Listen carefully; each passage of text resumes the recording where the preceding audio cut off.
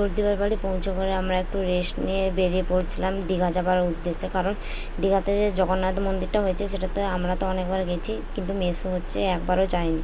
তো সেই জন্য আমরা রেডি হয়ে বেরিয়ে পড়ছিলাম জামাইবাবুর গাড়িটা নিয়ে। গাড়িটা অনেক দিন স্টার্ট দেওয়া হয়নি, সেই কারণে বহু কষ্টে স্টার্ট দিয়ে আমরা পৌঁছে গিয়েছিলাম জগন্নাথ মন্দিরে। জগন্নাথ মন্দিরে পৌঁছে করে 6 নম্বর গেট দিয়ে আমরা ঢুকে গিয়েছিলাম মন্দিরের ভিতরে। আর আমাদের লাকটা এতই ভালো ছিল যে 8টার মধ্যে মন্দির বন্ধ হয়েছে, 8টা বাজতে 1 মিনিট বাকি ছিল, আমরা মন্দিরের ভিতরে ঢুকেছি। এবং এই নিয়মটা আগে ছিল না। তো তোমরা যারা জগন্নাথ মন্দির দেখতে চাও তো সবাই 8টার মধ্যে চলে যাবে, না হলে 8টার মধ্যে গেট বন্ধ করে দেয়। আর আমরা এসেছিলাম 4জন, মেজদিও এসেছিলো, মেজদি বাড়িতে ছিল, আমাদের সাথে আসেনি। এটা হচ্ছে মেন মন্দির যেখান দিয়ে প্রবেশ করা যায়, কিন্তু ভিতরে ঢোকার পর দেখলাম ফোন অ্যালাউ নেই। তো পুরো যে মন্দিরটা যে ঘুরে করে ভিডিওটা করব সেটা আর করা হয়নি। তো মাঝখানে যেখানে সেখানে একটু যেখানে ফোন অ্যালাউ ছিল সেইখানে ভিডিওগুলো করেছি। তো ভিতরে যে ঠাকুরের যে মুখটা আমরা দেখতে পেয়েছি, কিন্তু তোমাদেরকে দেখাতে পারবো না, কারণ হচ্ছে ওইখানটায় ফোন অ্যালাউ ছিল না, কোনো রকমের ভিডিও করতে দেয়নি ভেতরে।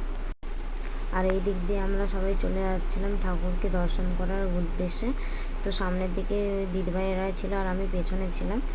তো ঠাকুরকে দর্শন করে আমরা বেরিয়ে পড়ছিলাম পিছনের রাস্তা দিয়ে। আর এইখানটায় প্রসাদ বিতরণ হয়েছিল, আমরা কোনো প্রসাদ নিইনি ওই দিক।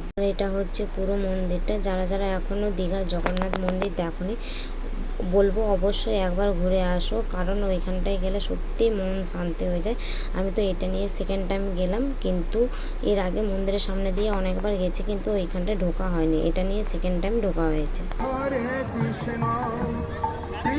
কৃষ্ণ হরে হরে,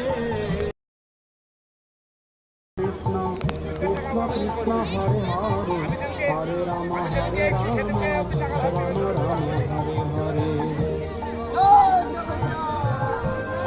জয় জগন্নাথ বলে দাও।